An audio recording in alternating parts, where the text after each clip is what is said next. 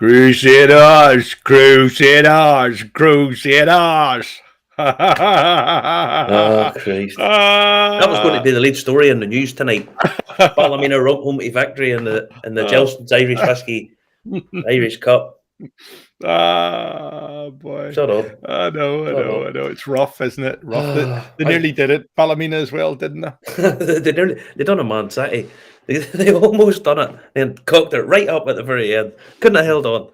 Couldn't have just held on for a couple of minutes. No. They made right balls of it in the end. All right. I was trying to watch. This is what I was doing today because I'm working. Obviously, I'm not at home and I'm in the grass market in Edinburgh, and I was sitting trying to watch the match. I was doing a wee bit of talking and commentary and stuff. My driver's been brilliant. He's a wonderful guy. But he's only been in Scotland a couple of times, so sort of having to direct him. Talking this, watch the football. I was doing my absolute brain in, but they cocked it right up. I missed the first wee bit of it because I couldn't get an internet signal because I was going down from Pitlochry, and so I missed the own goal. Apparently, they had a Stonewall penalty too that was disallowed. But anyway, they did a day out. That's VAR for you. Do they have it in the Irish League? Do they? I think VR. I think they do. And the Irish League, they're lucky if they have a radio, never mind a TV. That's good. No. Anyway, they cooked it right up. Well, we'll say hello to everybody tonight. Hello, everybody. Welcome to the show. Remember to comment, like, and share on the Facebook feed and the YouTube feed. Hit us up. Buy us a coffee if you like the show, and tell your friends. What are you having tonight, Marty? What's that? Faithful. Airport shop? No, I bought it. I bought this. Where did I buy that? Where did I buy that? I can't remember where I bought it. I bought it anyway. Just bought it in Netflix. The other day, so I was showing it off to a couple of guys that are on tour with me. I was saying to them, you have to try that. You have to try Blackbush. There's one big guy who's very interested in whiskey. He's Canadian, so I've put him in touch. I've given Chairman Bill in Canada, given him his email, so hopefully them two can get hooked up. Very good, very, very good indeed. Yeah. Okay. Shall I hit the button? If you so desire, my friend. If you so desire.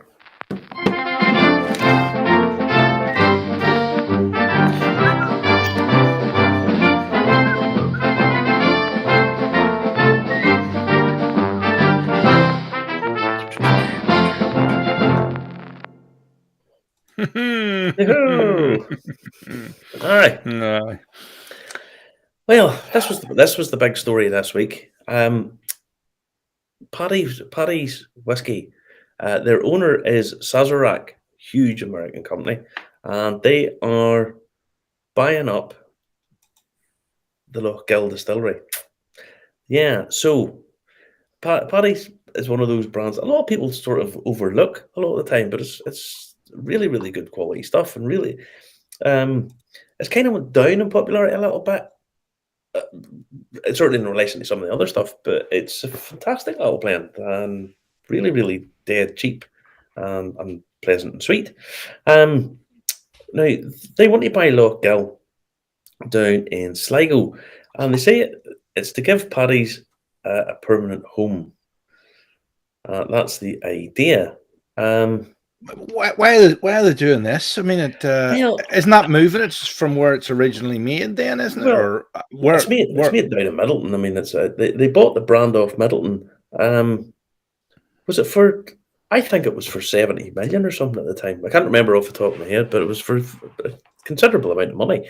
And the way they say it is they want to give it a home. But I imagine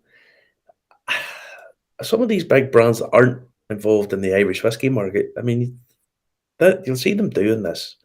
You know, it's rumoured that this is going to cost them 40 million euro to buy this distillery. And that's them putting in excess of 100 million euro investment in the Irish whiskey. So we expect to see Paddy being pushed big time. And especially now they have control of it, they'll bring it under their own brand, because apparently Lochgill have quite a substantial stock built up. Now, they producer. They put out the Andrew distillery, or the Andrew bottling, sorry. So yeah, it'll be interesting to see exactly what they're going to do. Now this puts Paddy's in the same category, and more so Loch Gill in the same category, along with the likes of Southern Comfort, Blanton's, George T. Stagg, Buffalo Trace. Sazerac produce 450 different types of spirit. That's what they're putting out. And one of the ones that they do have is Paul John in India, which is, well, it's a big brand in India. It's There's Connor saying it's an old CDC brand. Yeah. Will be weird for it to be made outside Cork, like making Bushmills in Carlow. But sure, listen, we've seen the Jameson been bottled in Bushmills, haven't we? Well, this is it. You know, it's a sort of open secret that the malt content in Jameson comes from Bushmills. The grain content in this comes from IDL. So I mean, I would imagine they probably have quite a lot of stock bought up of what's going into it anyway. So that'll keep them going until obviously they can get enough production of their own. So it seems a bit strange in some ways, but look at some of the other shenanigans that's been going on. Where do you see this? It's come in, Marty. Tony Sillett is saying, I bought a bottle of Paddy's off Amazon for £16 on offer last year. It was not worth 16 quid for me. That's not nice. That is, Marty. That is not nice. I mean, look at that. Even the Brandon's good. Even the Brandon's good now, I think, in that. Well, they've upped it, and I mean, they've brought out a higher ABV Paddy's as well. Tony, to each their own, buddy. To each their own. I think it's pleasant enough free blend. It's it's built like this. It's been around a long time, so they've done something right over the years. But a lot of people, I think, they try to shake off the image of Paddy as being the sort of flat cap old man's drink. Yeah, flat cap old man, and that label. I mean, black and gold always works. You know, it always does. Black and gold's a royal color. You know that, don't you? That's it. Didn't know that. There you go. Black and gold is what every day's a school day with Justin. Well, they paint the gates of Royal Palaces gold and stuff like Hillsborough's black and gold, I think, and so is Stormont and places like that. You know. All right. Okay. Anyway. Oh, what's James Murray Doherty saying? They know something about the Loch Gill side. Oh, this will be interesting. Oh, what does he say? The site at Loch Gill is massive. So likely a much bigger investment now in the production. Loch Gill is going 1 million litres, so it needs to be increased. Oh, how are they going to sell all that amount? Well, put it like this: if you've an inroad to India as well, you know, who knows what their plans are. Easily, Marty. Easily, you could sell that. Yeah. Well, put it like this: if they've sort of established that as a supply, I mean, Paul John's big Indian brand, so yeah. There you go. Texas Spoon Tapper saying the Irish cask strength comes all from Middleton. Tony Sillett says it's all down to personal taste. It is. Listen, if you want to make a mixer with your whiskey, make a mixer with your whiskey. Yep. That's it. As I say, I think Paddy's is pleasant enough and fairly inoffensive. I mean, 50. Andrew's saying it's £15, £16. I think it's perfectly drinkable at that. Yeah, it's not bad. Not bad at all. Now, I thought we were going to be in a Western show this week. There's Brenton Carty. Loch Gill is the only distillery in the West sold this week. Was there others sold the way he's writing that? I don't know. You know, Brandon, you need to fill us in, buddy. Tell us what's going on. Fill us in. I mean, Marty tried to pump Sarah for information. We'll show you at the end, and she didn't give it away. And he tried to disarm her with his charming personality, and it didn't work. It didn't work. But listen, I thought we were actually going to star in a Western movie this week. This actually looks like the start of a Western movie. Look at that there. You know, Neffin Distillery was Neffin. I don't know what's going on with Neffin. Sure, it's been the court case up and down, and who knows what's going to happen with that. It's a real shame because I mean they had so much promise, and then it also sort of unravelled and fell apart. I don't know what's going on down there. There's Paddy saying it's very drinkable. You know, yeah, there you go. Mark's on the He doesn't like the sad news of the football. Missed the wine glass, lost some wine, may start in the whiskey. Good idea. As long as you don't start in anything that turns you violent, that's all right. Yeah, don't go into the Buckfast. That wasn't that bad. No, yeah. Now, the reason we have a bandwagon here, we've got a new celebrity whiskey. Northern Irish Grill for Graham McDowell. In conjunction with, this is created by Boan, in partnership with Prestige Beverage Group and with, this is what they build themselves as, the Brand Development Engine Company, Fluid Assets. And he's come up with a new whiskey called the Grey Coast. Right? Now, I'm not sure Graham drinks a huge amount of whiskey, if I'm totally honest, because their social media has, well, it's they've put out some of the worst photoshopped things I've ever seen in my life. Now, surely, if you've brought out your whiskey, surely you could have your photo taken with an actual bottle of it. Excuse me. You know, if I had this whiskey, say it was me whiskey, I'd be like that. Okay. So put up the photos that they've put out on their official social media channels. Well, hold on. It doesn't look quite right, this. I'll make it bigger. Sorry, that's superimposed. Yeah. That is actually superimposed in an old stock photo of him. That's basically, that's like photoshopping that I would do, Justin. That's even Stalin would have done a better job than that back in the day. Yeah, but they've topped themselves because they brought out another one. Let's see another. Let's have a look at this. Let's see the realism there is in that. That's about as realistic as Graham McDowell's teeth. I tell you what, I'm not surprised he's a strong golfer because he can hold a 1 liter bottle with his 2 fingers. That at that angle, that's pretty good going.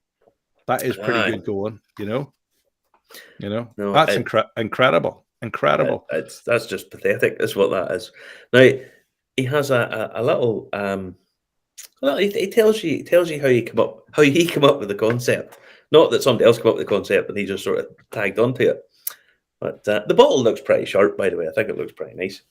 Now, hold on. I might be able to show you. I might be able to share this. Whether it plays or not is another thing because it's embedded in the screen. But we'll try. Here we go. Is it working? It's not doing anything. It's not moving, is it? It's not moving. Wait till we see. I'll hit it a nudge and see if it actually plays. No, that one won't play. That's because that's the wrong page. That's the wrong page. I will try and find the page that actually is moving, which is the other one, which is called Home at Grey Irish Coast. There it is. I will share it, and it is playing. So I should be able to show you. There it is. There. Right. Look. I mean, if this does half as well as something that we don't like, Proper 12 does, it'll be doing all right, won't it? Probably will. But whenever you can't actually take a picture of you holding your own whiskey bottle, it doesn't say a huge amount of your confidence of how much you've invested in it. I mean, don't get me wrong. Everybody that knows me knows I want all of the best for people from my part of the world. But come on, put a bit of effort in, Graham. Come on, play the game, son. Here, Stephen Quinn says they can't be sure he invested. No one can understand his accent. Yes, he's got an Azores accent or a Mid-Atlantic accent or a radio voice, as we say. But listen, some people pick up the accent easy. I had an auntie lived in London for years and she talks like the Queen. And I've another auntie lived in London and she talks like she's from here. Can't make it out. No. There's Brenton Carty saying, "Ha, vintage Justin." Yeah. I'm not the one that broke my £200 mic that time, Brendan. I haven't forgotten that. Tony Sillett is saying, "Moffat in his glass." Oh yes, Moffat. Our friends at Moffat. How are they doing? Have you been following what they've been doing, Marty? Justin, I've actually been working. I've been working for the last couple of weeks, and I haven't had time to do a big lot. So yeah, it's been busy. By the way, just want to say thanks again to Brendan because my son and all the ones down at Cologne. My son is actually in Florida, and Brendan sponsored my son going over to do the running. For anyone who doesn't know, my son is the Northern Ireland 100 and 200 meter champion. By the way, just so you know. Is that because when he was a wee lad, he had to run to get away from you, Marty? But he did something wrong. My son never did anything wrong. My son never did anything wrong. Oh, I know that. Everybody's son's perfect. I know. No, my son never did anything wrong. He was always a great kid. All right, that's all right. But no, yeah. So Graham has come up with a thing, right? The reason it's called Grey Coast, this whiskey, is because he talks about when he was down at the North Antrim coast. The sky was grey. It was a grey coast, and that inspired him as a kid. So he wants people to tell them what their grey coast is, right? So it can be, it's your. Now, Marty, celebrities have done this before, and it's gone completely pear-shaped. Did you know this in social media? Oh, yeah. And of course, everybody's going to say Barry's, but they mean Curry's.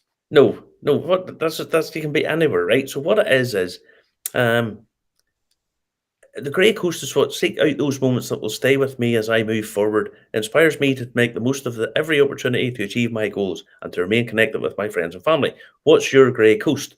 Enjoy a collection of our fondest Grey Coast stories. These moments are memories from all over the world. You can put your thing to it. So what they want to hear your Grey Coast story. Whether it's a story from your hometown, a defining moment in your history, a childhood memory you hold dear, or just tales of friends and family, we want to hear about it. Post a brief video or such. Hashtag What's Your Grey Coast on Instagram or tag us at Grey Toast. So they go on, there's people from Ontario, there's somebody else from Ontario, there's somebody else from Ontario, and somebody else from Ontario. I'm thinking that their PR company must be located in Ontario because it's probably all their mates. So should you want Graham's not going to give you a bottle of whiskey. It doesn't say he's going to give you a bottle of whiskey if they use it, but I would imagine they probably would. Surely they would. You'd like to think so.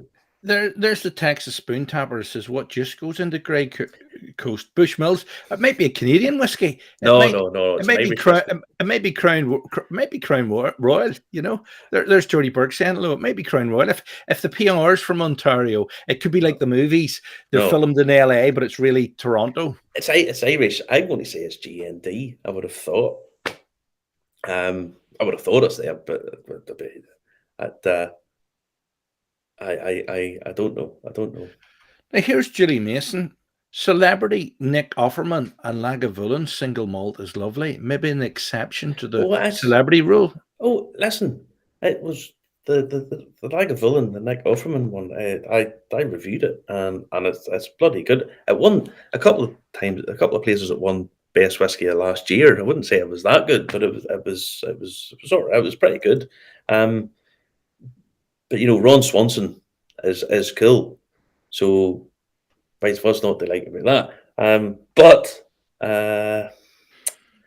Yeah, I as these celebrities, this is how people are making whiskies now. How a lot of them putting out. You get a celebrity, stick a whiskey to them, and they put it out. It's a bit like the perfume craze happened. Remember, everybody, you too can smell like the dancer at the front of some crappy pop band that nobody's ever heard tell of. So did this whole range of different perfumes and whatnot came out after shaves. You know, it's all the celebrities looking cool. You too can look as cool as David Beckham if you buy this bottle of whiskey at 50 quid. Or bottle of he's done the whiskey ages ago. Haig. You know, you can live the lifestyle. The thing that always gets me is, right, you know, what do you call them? The girls with the big bums. What do you call them? Kardashians, right? The Kardashians. There's this idea they've all had about £2 million worth of plastic surgery, but they all sell makeup. If we drop a lipstick, doesn't work. They've spent millions in plastic surgery, but they're trying to promote that if you wear this, you look like them. That's not going to happen. So yeah, you two can play golf like Graham McDowell after you give it a skinful of Grey Coast. I know. Good stuff. Good stuff. Wonderful. Now we've got we're 20 minutes in. Remember to comment, like, and share. Hit subscribe on YouTube if you haven't done so. Tell your friends. Catch us on Anchor, Spotify. Ask your podcast to play us, and you'll hear a podcast there as well. Crown Royal is a staple in my house, as my missus is from Ontario. There you go. I don't mind a drop of Crown Royal. I think it's all right. Yeah, I like the peach stuff, to be honest, myself. So no, I don't do my cup of tea, but then You know my sort of thoughts and all that sweet stuff. I know. That's too sweet for me. But yeah, so the next story is Jack Daniels. Now there's lots of people always down on Jack Daniels, but they're launching these 2 new premium bottlings. Now I'm not 100% sure of the price, but they're premium bottlings and they're Bonded Tennessee whiskey and a triple mash offering. Now, these are going to be permanent extensions to an expanding line of Jack Daniel's products. Now, the JD Tennessee is the sort of standard 80% corn, 12% malted barley, and 8% rye, 50% ABV. The triple mash is 60. This is a bit of a strange one because it's a blend of 60% JD rye, 20% ordinary Jack Daniels, and 20% JD American malt. Now, they're both bottled in bond. Bottled and bond is one of these terms that a lot of people don't actually really know what it means. Okay. It's a branding that has to be in America, so it's something like you would say it's like a technical file for Irish whiskey, and it means it has to be produced by one distiller at one distillery during one season. Now, whiskey season is January to June or July to December. It has to be aged for 4 years in a federally supervised warehouse and bottled at 50% ABV. So, Jack Daniels last year brought out the Jack Daniels 10-year-old. Now, I haven't tried it. It was only available in the US market, and it disappeared like that. Disappeared really, really quick. And lots of people were raving about how good it was. So it'll be interesting to see where Jack Daniels goes with this, because there's lots of people go their standard Jack Daniels isn't it's okay it's like a mixer for something else, but as they're bringing out these and how well they've been received, it'll be interesting to see where they go with that. What does triple mash mean, Marty? I see there triple mash is the other one. Well, it's 3 different cereal mash bills in the bottle, and they've blended it. That's what that is. So it's basically, as I say, it's their 60% rye whiskey with 20% their standard Jack Daniels and 20% the American malt bottling. So that's it, basically blended up. But as I say, these Jack Daniels know what they're doing. Let's be honest. I mean, they've got a hell of a product. They sell enough of it. Yeah, sounds like it's all made in the one place, isn't it? It's all made not made anywhere else. Beautiful stuff. I like the Jack Daniels branding. You've even got a Jack Daniels sign behind you, but then you're on tour. You get state-of-the-art broadband in, and then you're in a hotel room with jittery. I'm only home for a few days this month. I'm away pretty much all month. Look at you. There's Declan Boyle saying Kennedy Castle 10-year-old picked it up. Not, but I loved the Dapper Man. The Dapper Man was nice. Dapper blend. Dapper blend was nice. Yeah, lots of people raved about it. Never really did a tasting of it. It's fantastic. But we managed to get out this week, didn't we? I was working in it, and I managed to get away, sly off. And well, it was a sort of thing that you couldn't miss, because it's a tie-up between two fantastic brands. Let's be honest. One of which is for people who don't know about whiskey in Belfast, and sort of even Irish whiskey. There's a guy in Belfast called Willie Jack, and Willie Jack is one of life's eccentrics. He's been collecting whiskey for decades, long before anybody. There was guys just to bring him up these bottles of stuff that they had. Oh, well, I know you collect this old stuff, what would you give me for this bottle? And he would be like, what do you want for it? I'll give you, here's £30 and go and get yourself half a dozen pints of beer. The guys were happy with that. That's probably what it was worth at the time. But his collection, God knows what all he's got in his collection. He once described himself to me as, I'm not a publican, I'm an antiques dealer. And he's going to be opening a whiskey museum, a proper whiskey museum, not like the one in Dublin. He's going to be opening something that'll be. Is that the one with the shot in the coffin? It's the one that they told they said in it. There used to be a cask of whiskey. They drank the first third, it killed everybody. Yeah, The girl that was doing the tasting started arguing with the tasting notes from the blender at the thing. It was just awful. But yeah, Willie Jack's just a legend, and probably has the best Irish whiskey collection in the world, I would imagine. God knows what Ollie has, but he's going to be doing lots, and he's done a tie-up with one of the God.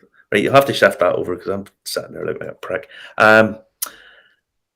They're going to have to. They've tied up with Dunvilles because Willie's off-license, Irish whiskey off-license, is called the Friend at Hand, and Dunvilles and them have done a tie-up. So we went down to the official launch the other night. And Marty, that's a different shirt. He has changed his shirt since then. I have washed my shirt, yes. Looks fantastic.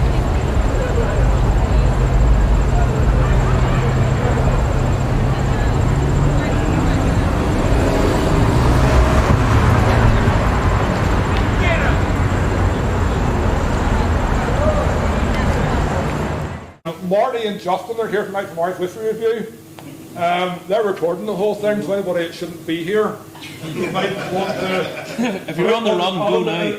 Out before it was out on Saturday night. You're not in it. You're not in it. You're not in it. Don't worry. It's one of your back on. And I guess now we're going to the main thing. Stephen and Paul will talk more about how this came about. I just want to say that we've done some bottles with some great places. We've done Palace Bar and Puffett Whiskey Shop and James Fortune with some icons of Irish whiskey. Intervieew York is the icon of Irish whiskey in my mind from a Belfast lad's point of view. I grew up drinking jerk, just from Thursday night pints, working crafting with equipment around the corner, with a band playing to upstairs to disco and a party or Saturday night. Unbeknownst to me, my wife and I both went there for about 5 years and never met each other. It was probably too dark. But I mean, it was just, it's Intervieew York, Friend at Hand, they're legends and icons are used too much, but I mean, it's a proper, true icon. Not just for whiskey, but for a Belfast bar in general. Nobody, people do it as well. Nobody does it better than the jerk and the Friend at Hand. And I think we all sort of know that. Not just from the memorabilia bottles or just dripping off every wall, but just the soul of the place. I'm a massive Yates fan, and seeing the cradle thorn on the way up the stairs going to the disco, or seeing the old print press around in the back bar with Plus of Heaven. It's a different level, and on so many levels. So we've done a lot of simulcasts. We've done a few simulcasts to date. This one is special. Amory's used the hashtag Whiskey City, and I'm one of friends. I think that's actually true tonight. It's one that I'm personally really proud of, because it's the inner kid in me who sat down there and had pints at 20 years old. Is just screaming now. With delight. Because this was just So and I guess it's. Whenever we took Dunvilles on in 2012, it could have went either way. We were very aware that we might have got criticism for taking an old brand on and profiteering or living off an old brand. And I think we overcompensated for that. By putting stupidly good whiskey out whenever we could. And that was part of that over-compromising. We wanted to never have anything leveled on, that we were just taking an old brand and taking a shortcut or doing. Our idea was taking an old brand, put it back to the top of the world whiskeys. Partnering up with the Intervieew York Friend at Hand is phenomenal. In so many ways, for me, it's redemption's the wrong word, but it's a recognition of really how far Dunvilles has come to. That we can stand side by side, shoulder to shoulder with someone that's massive with Intervieew York Friend at Hand. So I'm just. I can't put into words just how proud I am, of the whole team. Anne-Marie, Peter Clare down there, Stephen, Seamus, Graham, Shane, Lynn especially, there's a lot of hard workers in there. Anybody that knows us knows that we don't scream and shout, we don't scream and shout nearly enough. And But yeah, this one we're going to enjoy tonight. This one's special. So I want Stephen and Paul to say a few words about how we got here, and then we'll crack this to the open. Paul's looking for his bus now. Even like, just Jarlath mentioned earlier that between 2009 was a bad time to be opening up a whisky distillery. There was a huge recession, but people don't realise where Irish whisky has come in 12 years. Like, I was selling whisky to him 12 years ago during that time, and it was probably the only place, probably here in Bittles was the only two places you could go to that you knew you were going to get an order. And there wasn't many places that sold whisky. I mean, I think back of I used to work for a whisky shop in Dublin, and people talk about Redbreast Cask drink and this historical whisky, and people rant and rave about it. The only time we ever sold a Redbreast Cask drink was when someone mistook it for Redbreast 12, and the staff had actually given them a different bottle. And that's where Irish whisky was. People weren't drinking Irish whisky, but then you've guys like Paul and Willie Jack who turn and says, well, actually, this is where it's made. We should be promoting this. We shouldn't be promoting. And along with Willie Ahern in the Palace Bar, where it was like, why are we going into Irish pubs and seeing 200 different Scottish whiskies, and in the corner we have 5 Irish whiskies? It's not what it's about. Let's actually get behind and support all the brands that are out there. And it took people like Paul to actually do that, but to promote them. And then when the Friend at Hand Whisky Shop came around, I remember Paul saying to me, and Willie said, listen, we're thinking about opening up a whisky shop. And I said, Jesus, and is Belfast ready for a whisky shop? Is it? And Paul told me, but in one day it will be ready. And to the same context as that, and I can remember like a few years ago with Ray, and you were twiddling your thumbs. I mean, he's probably still doing that now. But it's like, and there was nobody looking to buy Irish whiskey then. If you look at now, there's so many people in Northern Ireland are getting a career out of Irish whiskey when there was nothing apart from the 1 or 2 brands, and only there wasn't young people drinking whiskey back then. And now it is really, really trendy, and it's down to people like Paul who have been championing Irish whiskey when it wasn't really that popular. No, well, we always at the Duke of York with a great collection of whiskey for years, and people were coming in, and tourists were coming in, and they were, where can I buy that? There's a go see Stephen in the Celtic Whisky Shop in Dublin. Why do we have to send them to Dublin? Why can't we have something in Belfast? The crowds will come. And talking through the years, and Stephen became a good friend, and he went to Dunvilles, and it was great. We came over one day and says, what about a cask of Dunvilles? Bring it back to the heart of the city. Dunvilles, the big iconic brand of Belfast. And I grew up a stone's throw from Dunville Park, where Seamus touched on, where the Dunvilles family donated to the area, the people. I just want to bring something back to Belfast, get a bit of heart. Let's out, come down to Kirkcalman, but get Dunvilles in the city, get the 208. As in every bar in the city, come to Belfast, run a local whisky. Why not? The Dunvilles, a big brand like that. So, to and fro with Stephen and Jonathan, I pick a cask.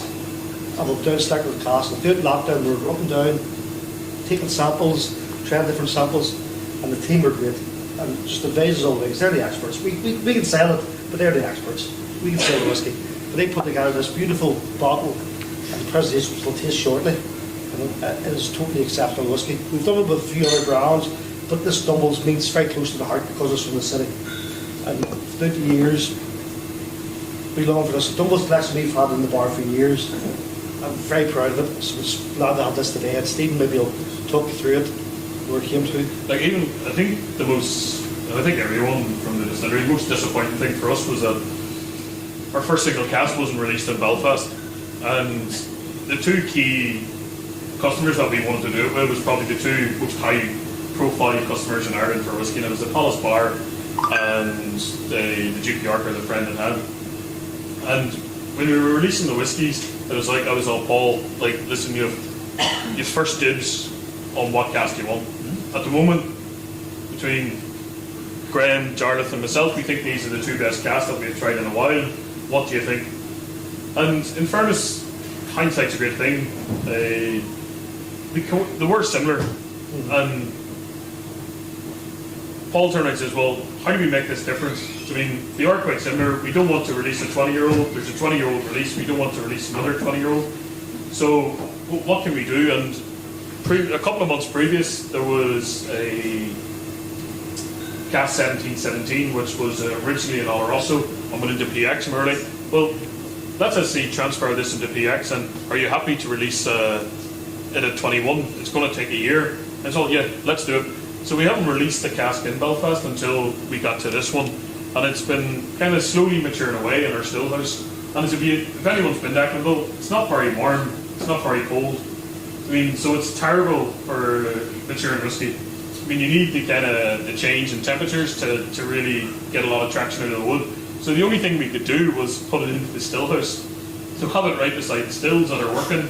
All that heat kind of really brings out everything, all this colour that you're getting today. So yeah, for this whiskey, it is something for us that it's amazing for your brand to be associated with what these guys do, because they've been flying the flag high for Irish whiskey globally.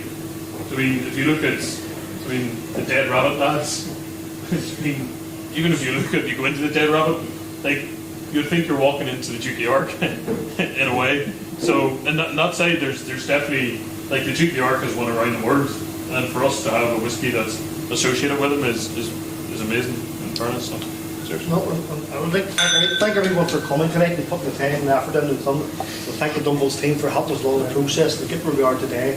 I'll just leave you with Jonathan. He'll talk you through, and hopefully you enjoy it. Slashing.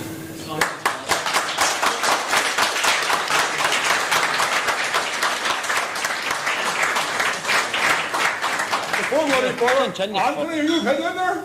I thought you were a bit grumpy there with that photograph, but you're okay, yeah? I just want to make sure the VIP, for the after. I wouldn't want to see us not only. That's okay. Guys, we talked a bit there about how this was an Oloroso that transferred to PX. Anybody that knows my whiskey preferences, anybody that's loved, will know that I'm a wee bit of a Glen Runner fanboy. And I love my sherry bomb whiskies, as does Graham and Stephen and a lot more at the distillery. And I guess if you look at Irish whiskey and who's doing what in Irish whiskey, you know, you have in Scotland, you have the big names in Scotch whiskey, you know, from Macallan through Glenfarclas, through Glendronach, through Glenallachie, through Benriach, through. These guys are all predominantly using old world sherry casks to finish them up whiskey, but they're sherry bombs time and time again. And it doesn't do any harm for Macallan, doesn't do any harm for Glendronach, doesn't do any harm for these guys, you know, the Glenfiddich for this world. Nobody was really doing that in Ireland, and that's actually not true. And it's very obvious that one person was. But they were more known for their pot still than for their sherry finishes. But Redbreast, and we're all Redbreast fanatics too, and no more so than me, you know. And Paul and the guys have done a few Redbreasts, and Redbreast 25 for Clonard Hand was probably still the best Redbreast release there has ever been. I mean, it's an absolutely stunning whiskey. But Redbreast just do old world sherry finishes. Now, do ports as well, but it's old world. If you go back to the history of Dunvilles and the history of that golden era of Irish whiskey, it was sherry casks, port casks, rum casks, fortified wine casks. The casks were coming in from Europe and a bit coming in from the Caribbean through Cork and through the West Coast. But mostly it was those sherry casks and port casks. There were the purchasing records for Old Cumber. Old Cumber was 2/3 port and 1/3 sherry. We know that from like something about a 20-year period. Mark and different people like that are just geeks figuring through all these old records, you know, and we've done a bit too. We bought the Old Cumber company there, and we got 5 pallets of old diapers, and they're just layered with dust, and you were through them, and we know that. We can see the purchasing records. Dunvilles was about 70% sherry and 30% port. That's the cask that we used, and that's the cask that we used. Not because they used them, well, yes, but because we just love them. It's what we love to drink. It's what we know and love. So, in all these Dunvilles releases you're trying, from the Three Crowns up through all our releases, it's all old world casks. You know, we want, or I want, and we want to position Dunvilles as one of the You know, I mean, if we're the Glendronach and we're calling the Ireland, we'll be delighted, you know, but we're going to do those old world sherry purchases. 1808's different. 1808's a modern release with those modern playing about things with. But from 3 Crowns through all the similar casks, time and time again, that's what we're going to get. We're going to get just different versions of old world casks and just hold that ground. Whereas Redbreast do it on the pot stills, Dunvilles, we're going to hold that, we're going to do that on the malts. And just, you know, and try and build that reputation. So whenever you buy a Dunvilles single malt, you know what you're going to get, you know you get the variance off, you know the quality, and you know roughly the playing field that we play in. This particular release is a bit special in that we double up on the cask. So it was in first and second fill bourbon for 15 years. It then went into Oloroso for, I believe, I think 4 years. And again, a first fill Oloroso Horsehead takes on all those deep Oloroso notes, those more, you know, those nutty notes and those stewed Christmas cake notes. And then we'll take it out of the Oloroso, we'll put it in a PX cask for, was it 9 months a year? Yeah. It was in 9 months in a year. I think it pretty much was a year, because I think the whole thing was that we needed a summer, because I can remember it went in just at the end of the summer, and I was like, this needs a, or went in at the start of the summer, sorry, and I was like, this needs a summer, because once it hits the summer, like, with all the heat and like, if anyone's been to Dunvilles, it's a greenhouse, essentially. It's a terrible place to be standing in the summer, because it's just all glass and with the heat of the pot stills as well. So with that, it was like, okay, this is perfect. So the whole way throughout the summer, because I think Palace Bar was March, wasn't it? Yeah. Yes. Yeah. So it was at the same time at that time he transferred it in. So yeah, it's pretty much a year. So I mean, whereas most, like I said earlier, most of our summer class or a kick to set ahead. This is a kick to set ahead probably. You know, doubling up with the Oloroso and the PX finish. I mean, it's a big whiskey. It's a big whiskey. It's 54.2. 53.8. There you go. No rehearsal. It was 53.8%. Your cask strength. You know, I don't know what drinks you got or not. And again, it's just layers and layers of those sherry flavours. You know what I mean? So, you know, Anne-Marie told me at 10:30 this morning we're tasting those. So I was doing a tasting in Dublin till 1 o'clock yesterday morning. So I got home 1:30 and I was sitting at 10:30 this morning trying to taste whiskey and pull a few tasting notes because it was all very last minute. But I mean, you know, to me it's like Black Forest Gato, like, you know, like stewed dark cherries. There's obviously those candied orange notes that come through in all the Dunvilles. To me, like, I'm getting, you know, a lot of licorice and spice in there.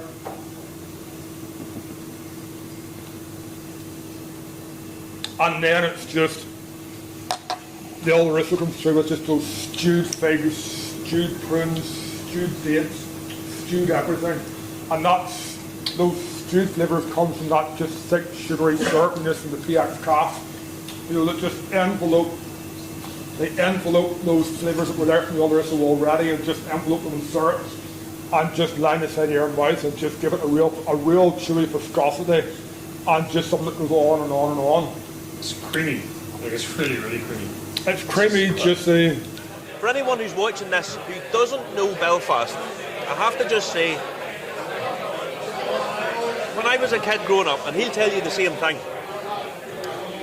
it was kind of a pilgrimage in Belfast when you went up to a bar to go to the Duke of York. It's just been iconic for so many people for so long. I've a group in Belfast today, a fantastic group of people from America, and they were talking to a guy in a bar we ran earlier on, and they were told, go to the Duke of York. You guys from Dunvilles, have finally partnered up with Willie Jack, and you produced this stuff. Now, tell me the story of why it took so long. To partner up with Willie Jack and the Duke of York? And the Duke of York. John Morley, it's whiskey, it takes time. It takes its own time. I mean, like I said earlier, I grew up drinking Duke of York. I mean, the word icon's used a lot, but the Duke of York, Prinaghan, is a true icon, not just of whiskey, but in Belfast bars, you know. So I mean, we had to do it We had to do the first one right, and it wasn't going to be any cask for Duke of York. It was going to be like a damn special cask.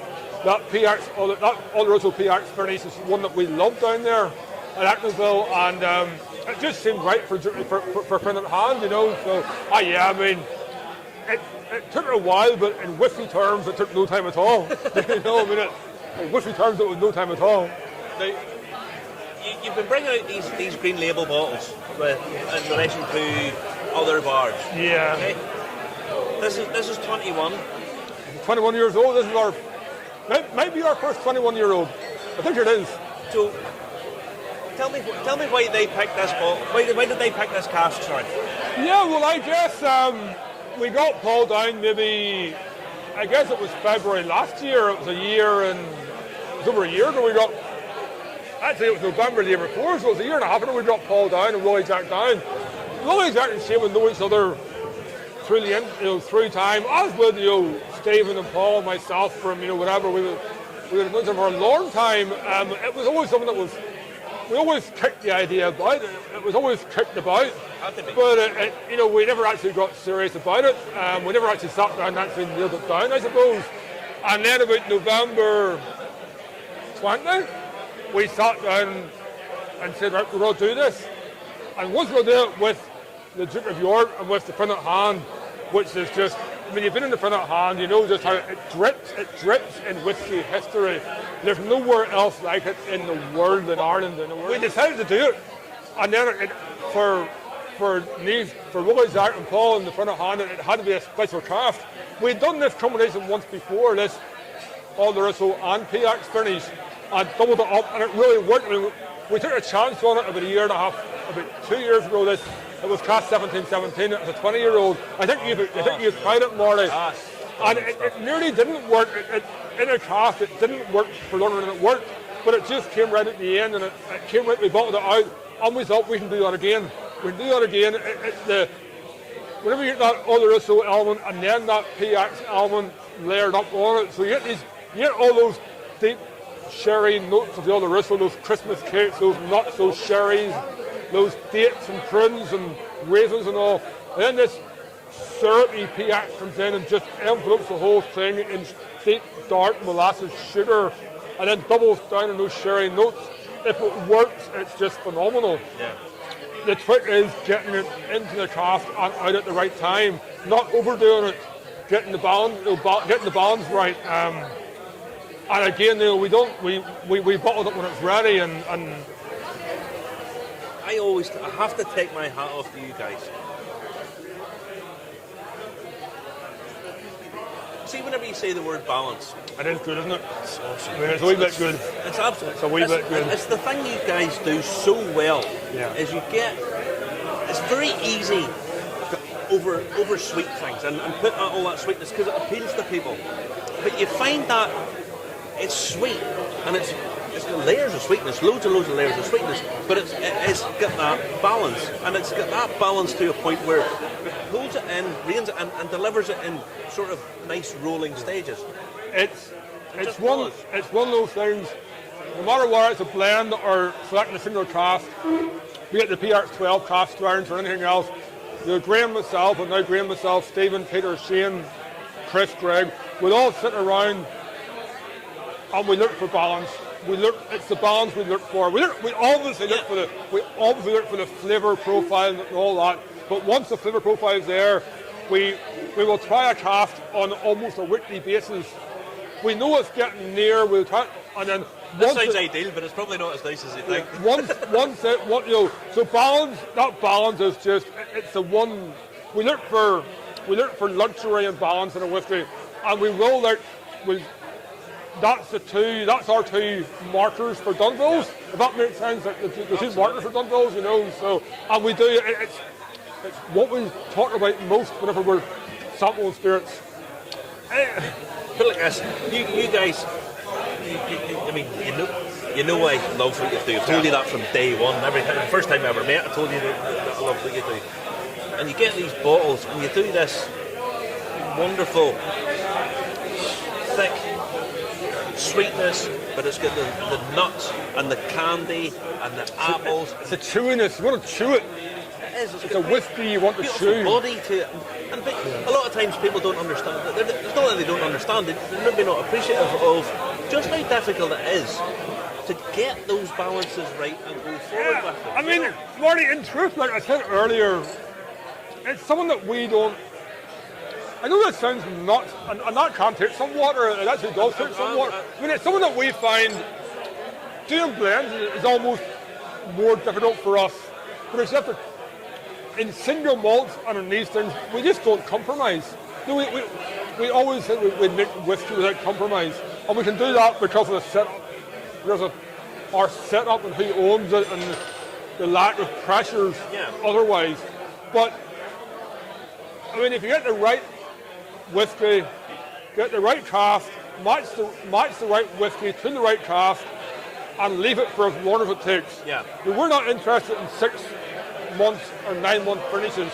That's 5 years in sherry cask. You know, we're interested in 3, 4, 5 year finishes. Yeah.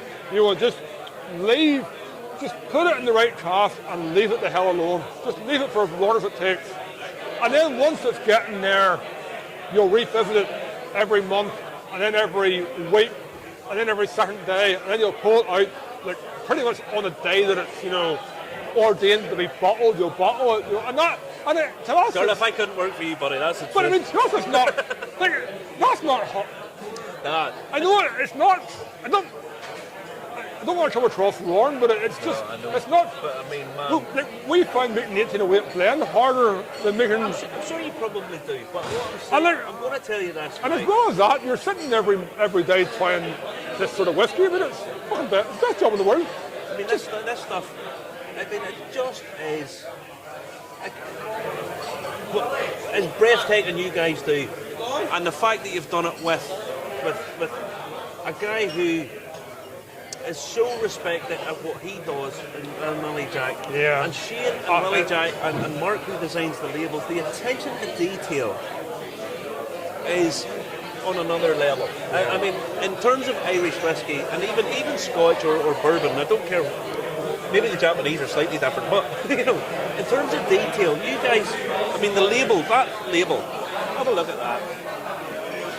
The label on that, the embossing, this hand filled or the hand. The green label is a wee bit nice. Just superb. And you already started your keeping enough of these. We're filming. That's the way it works. I know. The attention to detail is, I mean, it's just out of this world. And the green labels, all your labels are superb. They're just, and the box is beautiful. I can't rave enough about the Dunvilles. As a sign of what's to come from Meganville, when are we getting it? Charlie, please tell me this year. Come on. There's some people in the distillery who think it will happen this year. I don't. There's Shane. There's some people that think it will happen later this year. I know how long it takes us to do anything, and I can't see it happening this year. We are in, I guess, for the first time, we are in Actonville. We're in Actonville mode. Okay. So, for anyone that doesn't know, Actonville is our fields at last distillery. It's separate from Dunvilles. Yeah, we are in Actonville release. We're starting preparations. I don't think it'll happen this year. I think if it doesn't happen this year, it will happen next year. I joked earlier that it'll happen this decade. I do think it'll probably happen next year. Sometime soon. Yeah. Listen, I'm putting another drop of water in that because I put a teaspoon of water in that and it hasn't done what I thought it was going to do. It's lovely. This is 53.8. Yeah. And to be honest, mate, 53.8 is perfectly drinkable. But that you said. Oh no, it opens up. Boom, boom, boom, boom, boom, boom, and you can get those different layers. It's at 53, at the cask strength, there's a dryness and a spiciness that just really works in your mouth. It just really works in your mouth. On water, it's going to open up more fruity, more chewy, more. You know, I mean, it gives. But there's actually probably there's a lot to give. A little bit more tannin coming through there on the nose. It's a bit more tannic. It's a bit more black tea, sort of a Sam tea coming through on it on the nose, and then on the palate. It's one of those whiskeys that it's actually slightly cloved. at Cask Grounds. But in a funny way, it works when it's closed as well as when it's open. And not all whiskies do. Licorice, it's like licorice and chocolate just hitting you. To me, you put in water, it's licorice and cinnamon. Licorice and cinnamon just everywhere. Just there. Honestly, it's a fantastic. Another triumph. You have to come to the Duke of York and the Friend at Hand. If you've never been to Belfast, everyone when they get here raves about the place. And every time you talk about a bar and bars to go to, it's just iconic. It is. I mean, I said it earlier. I grew up drinking in the Duke of York from my early 20s. You know, I mean, we have done some special releases with some special places, been the Palace Bar and Celtic Whiskey Shop and James Fortune's and some iconic places. But this one's special because this one's where I grew up. You know, as a young guy in his early 20s, I never dreamed for one second that I would work for a whiskey company that would have a release with the Friend at Hand and Duke of York. I mean, it just melts my head. It just bang.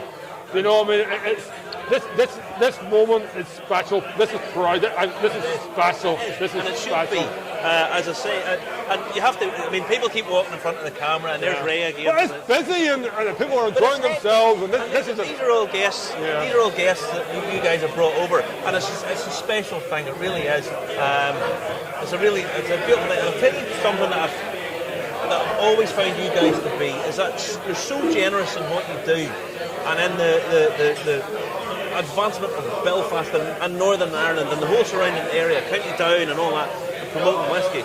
There's other whiskey brands here tonight. But I think we're invited them. I mean, my God, McConnell's and Sarah does a great job. McConnell's is as much part of the whiskey heritage of Belfast as Dunvilles is, you know, and working together with, you know, Belfast is Whiskey City. We're using the hashtag Whiskey City tonight, and we're using Among Friends.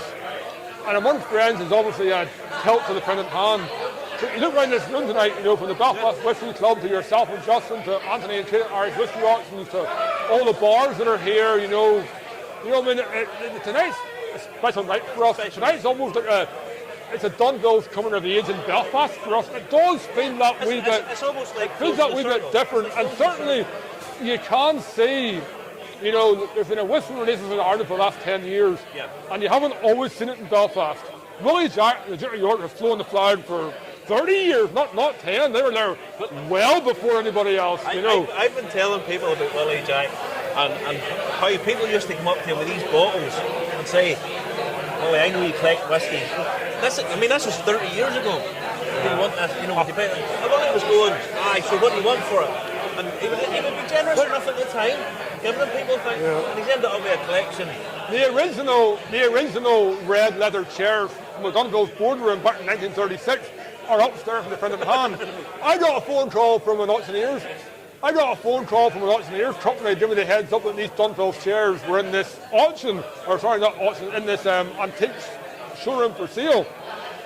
And as always, I get there to buy them, and Willie Jack's there 5 minutes earlier. And that's how it works. Willie Jack just has, I would say the guy has the British collection of mirrors, bottles, whiskey, and I mean, it's, you know, he has a Friend at Hand. He told me one day, he says, I don't see myself as a publican, I see myself as an antique collector. Yeah, well, he told me earlier that he's extending the Friend at Hand and building the Whiskey Emporium beside it, and the plans are phenomenal. But he said that only 10% of his current collection is in the Friend at Hand. 90% isn't. And I'm like, Jesus. Hats off to him. Hats off to Paul and Ryan, those guys. It's just to me. That's another triumph. Another hit in my meagre income is going to have to go to Dunvilles. Listen, thanks very much, mate. Marty, as always, thanks very much. Justin, thank you very much. Good to see you guys. Thank you very much. Wow. What can I say? Listen, as we're talking there about Willie Jack, we keep sort of banging the drum. The guy's always floating about, and most people are drinking away. They don't realise that there's this guy walking about with a plastic bag because he's going and doing the shopping for the guys and the friend at hand. They go back, and he's just an absolute treasure. Belfast, so lucky to have him. Whenever I was talking there about the group I have here, they were in another bar, and the other bar, the guy that owns that bar, told them you have to go to the Duke of York. That's how well respected it is. Another pub told them you have to go to the Duke of York if you're in Belfast. And it kind of just sums it up, you know. That's some going. But not only did you manage to catch up with Jarlath, you caught up with somebody else. And the thing about this is, right, this is a mark of kind of how Belfast, and really by extension where I'm from, where we're from, that it's not seen as a competition. It's not, I have to sell more than them and I have to do that. It's when they invite people who produce other whiskey. They work for other whiskey companies and bring them up. I mean, Brenda's watching tonight, and Brendan will tell you how much he thinks of the guys down at Dunvilles. And they're so generous. And there's that interaction between all these guys who are nominally speaking competitors, but they're not really, because they realise, we're all in it together, and there's sort of camaraderie about the whole thing. So Sarah was there, and I thought, well, you might as well grab a conversation with him. There's William. When are we going to do a trip to Ecklandville? There you go. William, I'll have to be a later on in the year, my friend, because I'm sort of booked up, working pretty much all the way through September. Don't have very many days off, so it'll be later on in the year. But William also asked about the Three Crowns. The Three Crowns now is a lot better than it used to be. It's kind of matured, even though there's no age statement. But it's just they've obviously changed the blend of it, and it's got better. But it still has the best label of any Irish whiskey. It's beautiful, absolutely beautiful thing. The label, it's just a work of art. It really is. But no, we caught up. I look in that, pull that up full screen. I look like I'm wearing a Tommy Cooper hat and that, don't I? Look. just like that. You do. Not only that, I can make bottles mysteriously appear on the table, just like Graham McDowell. Watch this, folks. Watch this. Hold on. What's Tony Silla say? Don't want to sound like a swine, but the Dunvilles 10 plus 12 plus 18 plus 20 so expensive in the UK. They are absolutely, buddy. There's no two ways about it. They are. They're not cheap, but they are. I mean, yeah, I have a fairly healthy amount of it in the house, and they are superb. They're superb. I know they're expensive, but then that's where Irish whiskey is these days. I want to introduce this one because we're going to go in 5 minutes. I want to introduce something just like that. We're here at a Dunvilles event, and this shows you what Belfast whiskey is all about. This shows you what Irish whiskey should be about, and more about this. And it's the fact that we're joined by Sarah. And this is a big week for you guys. Yes, because it's McConnell's. So we're McConnell's Irish whiskey, and we're bringing out a new release next week. So it's a. I've never heard this. You didn't? I was hearing more about your distribution. Oh, really? You're heading across the water, I hear. Yes, we have. Global. Yeah, we have a large distribution across the water as well. But we're bringing out a new release next week. So. What is it? You'll have to wait until next week to hear about that, you know. Justin, you told me this was an exclusive. See Justin behind the camera. Give us an idea. Next week we'll do a proper launch on it, and you'll hear about it pretty quickly next week, to be honest. So now you're progressing with the distillery too. Yeah. Well, how's that going? The distillery, as I know, I've spoken to you before about the distillery. But it is definitely moving forward. Very, very close to having announcements about the distillery. Like everything with our brand, we're moving forward continuously. Everything's moving, everything's expanding, everything's growing. It's all very positive. Just like the Irish whiskey industry, everything is moving in the right direction at the right pace, you know? Yeah. I read earlier on this week about the expansion of the global distribution stuff you guys are doing, and I mean the bottle that you have is just iconic. I mean it's just a beautiful bottle. In terms of weight, most whiskey bottles these days there's no weight on them, but you've got this presence on a bottle. You really do, and the spirit. There's these big pushes for single cask release and so on and so forth. But you guys have done something slightly different. You brought out a very affordable, very drinkable, iconic, beautiful bottle, which is readily available, and that's a totally different thing, and it's to be commended. Abracadabra. And the fact you've got Belfast on it is superb. Yeah, so our McConnell's 5-year-old blend, which is our core release, is something that we brought out really just to try to embody what the Irish whiskey market is. You know, we wanted to bring the quality, we wanted to make sure that the spirit was right, we also wanted to make sure we were honouring the history of the brand, but also to make sure it was a product that was readily available at the right price. It is our core product. It's to grow our brand, and then it's to show sort of what's to come in the future. Really. You see, this is it. And you have the whiskey nerd. The whiskey nerd isn't going to keep the lights on, to be honest. The whiskey nerds are great to have, but what you want is the repeat buyer, the guys who buy it and drink it.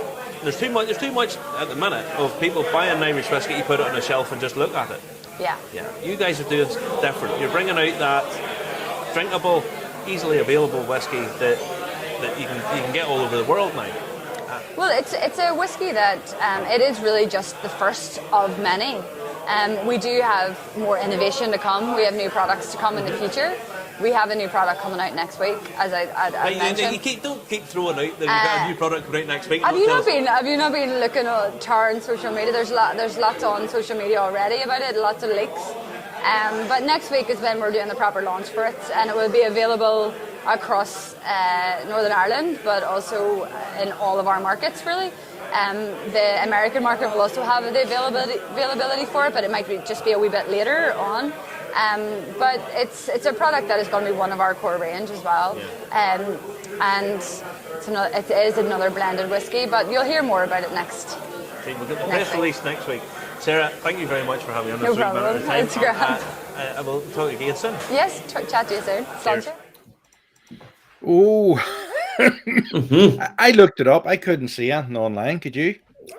Justin, I don't go looking for this stuff. I look for what I look. I look for what I'm into. But I'm trying to get, because sure, we can't release stuff that's press release bound. There's an injunction on because we can't. Or not an injunction. I know we get told off. Wouldn't get invited to stuff. There you go.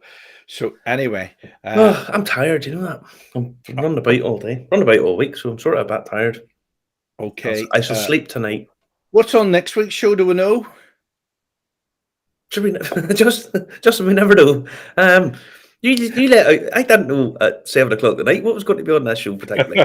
That's the truth. Anyone would think it was planned. No. I mean, I think people realise the bottle can't appear unless we make it appear. Yeah, it's not that good. Put it like this: yours was more accurate than Graham McDowell's stuff, and I would think they're a Canadian PR company. Probably more backing than yours, more funding than yours. But the problem with me is I don't have a clipboard. I actually have a clipboard, Justin. I have. Wait, see. Oh, you pulled it. I know. £1,000 computer on the floor. I have a clipboard, Justin. Clip. I have to tick stuff off and all. That's sad. That is sad.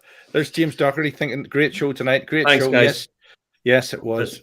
Thank you very much. So I seen Tony was saying was there no drink for the lady? Lady had a drink. We only had her for a couple of minutes. We're just having a wee quick chat with her, and we'll catch up with her again, isn't it?